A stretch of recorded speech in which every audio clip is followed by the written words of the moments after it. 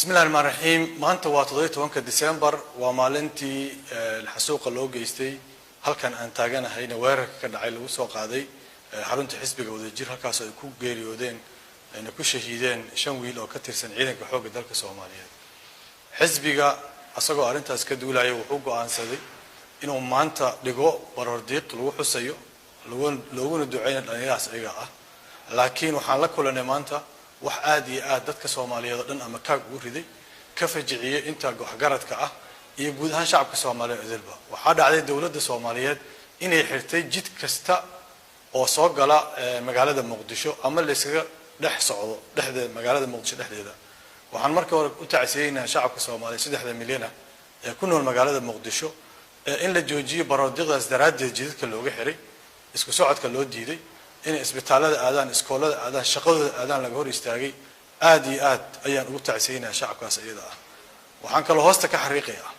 in cabsida intaas leeg ee dawladda haysa ee ka haysa xisbiga wada jiriyo hoggaankiisa ee ka imaanayso taageerada shacabka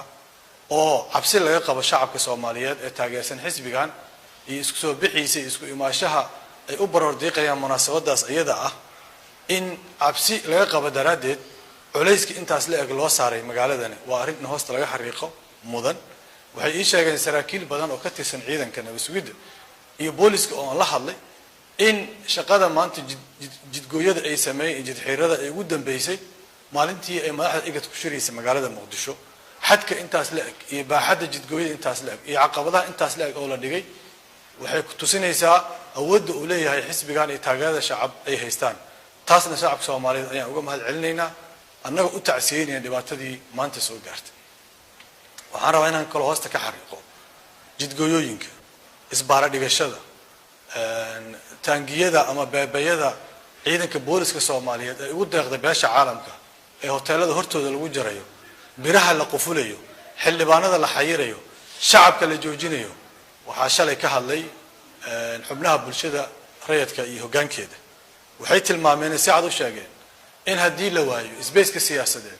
ay dadku ku cabiri karaan ra'yigooda iyo aragtidooda ay ku sameeysan karaan nashaadkooda siyaasiga ah oo ay soo bandhigi karaan taageerayaashooda kula hadli karaan dadkooda hadii la xiro khiyaarka furan ama wadada furan inay tahay wado dadku inay dareenkooda ku cabiraan si ka duwan si nabadeed inay tahay saas daraadeed waxaan u baaqaynaa dawladda annagoo ka duulayna waxay maanta sameysay annagoo ka duulayna waxay beedhaba ka sameysay annagoo ka duulayna waxa ay ka sameynayso maalin kasta xildhibaanada iyo shacabka Soomaaliyeed ay kula kacayso annagoo ka duulayna waxay maamulada dalka iyo gobolada ku hayso annagoo ka duulayna waxay ayada dhexdeeda isku hayso in la gaaray xilligii ay aqliga iyo maskaxda iyo dadnimada iyo soo noqon lahayd hadayna u soo noqonina shacabka Soomaaliyeed wax garadkiisa waxaan u baaqaynaa iyo siyaasiyiinta iyo inta damiirka leh inta dadnimada leh in arintan laga hortago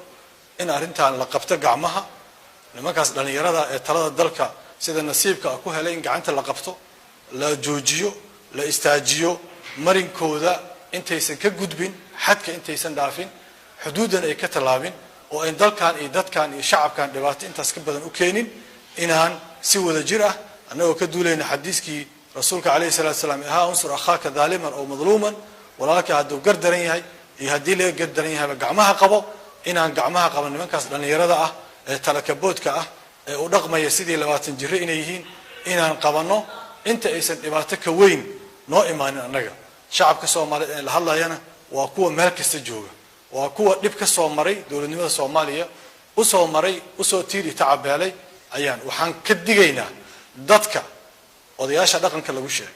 ama culimada lagu sheegay ee laga hadashiyo oo la leeyahay dawladda taageera ee magaca dhaqanka iyo magaca diinta iyo magaca dadnimada shacabka Soomaaliyeed ku ciyaarayaan waanu digaynaa waxaan mar kale ka tacsiyeynayaa wiilashii halkan ku dhintay ee ku shahiiday waxaan kale u tacsiyeynayaa shacabkii maalinta lagu laayay magaalada Baydhabo oo sida arxan darrada ah loola mucaamilay ee taangiye ciidan ajnabiga lagu fasaxayna waan u tacsiyeynayaa ayagana waxaan leeyahay maalin xaqina aad heli doontaan ayaa imaan doonto xisbiga wadajir waa xisbi u taagan xuquuqda shacabka wuxuuna